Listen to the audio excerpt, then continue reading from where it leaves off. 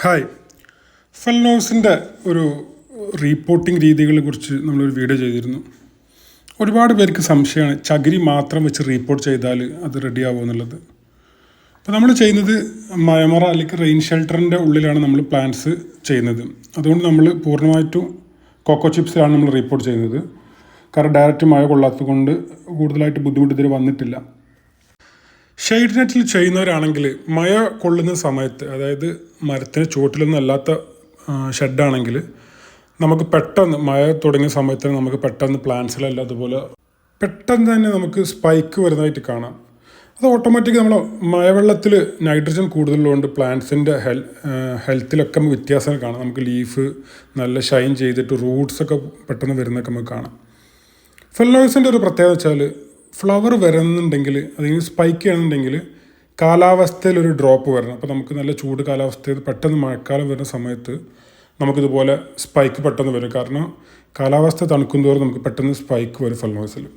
അപ്പോൾ ഇതെല്ലാം നമുക്കിവിടെ ഫാമിലുള്ള ബഡായിട്ടുള്ള പപ്പഗായോ എന്ന് പറഞ്ഞ വെറൈറ്റീസാണ്. നമ്മൾ മുന്നൊരു വീഡിയോ ചെയ്തിരുന്നു. അന്ന് കിട്ടാത്തവരുണ്ടെങ്കിൽ ഇപ്പോൾ ഈ അവസരം ഉപയോഗപ്പെടുത്താം.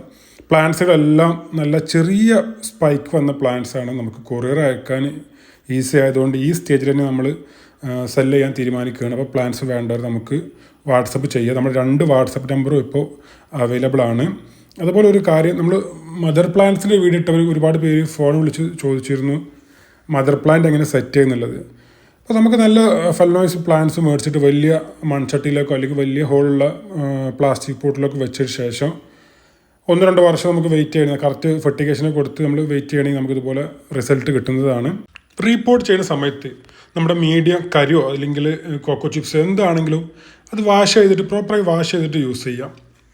നിങ്ങൾ വീഡിയോയിൽ കാണുന്ന പ്ലാന്റ്സിൻ്റെ കൊക്കോ ചിപ്സ് എല്ലാം ഏകദേശം 1.25 വർഷത്തോളം ആയിട്ടുള്ള കൊക്കോ ചിപ്സാണ്. അതിനൊരു യാതൊരു വിധ കേടോ അല്ലെങ്കിൽ ഒരു പ്രോബ്ലം അതിനില്ല. അപ്പോൾ നമ്മൾ ഒരുപാട് പേര് കൊക്കോ ചിപ്സ് ആകുമ്പോൾ കേട് വരാനൊക്കെ ചാൻസ് ഉണ്ടെന്ന് പറഞ്ഞു കേൾക്കാം. അങ്ങനത്തെ ഒരു പ്രശ്നം ഇതുവരെ വന്നിട്ടില്ല. പിന്നെ നമ്മൾ ഫാമിൽ പൂർണ്ണമായിട്ടും കൊക്കോ ചിപ്സിലാണ് എല്ലാ പ്ലാന്റ്സും റീപ്പോർട്ട് ചെയ്യുന്നത്. അപ്പം നിങ്ങൾ കൊക്കോ ചിപ്സിലാണ് പോട്ട് ചെയ്യുന്നുണ്ടെങ്കിൽ കൂടുതലും മഴത്ത് പ്രശ്നം കാണുന്നുണ്ടെങ്കിൽ ഡയറക്റ്റ് മഴ നനയാത്തൊരു സ്ഥലത്ത് വെക്കുക. ഇതാണ് നമ്മളെ സെയിൽസിനുള്ള പപ്പഗായോ എന്ന് പറഞ്ഞ വെറൈറ്റി. ഇത് വേണ്ടവർ നമ്മുടെ വാട്സാപ്പിൽ കോൺടാക്റ്റ് ചെയ്യുക.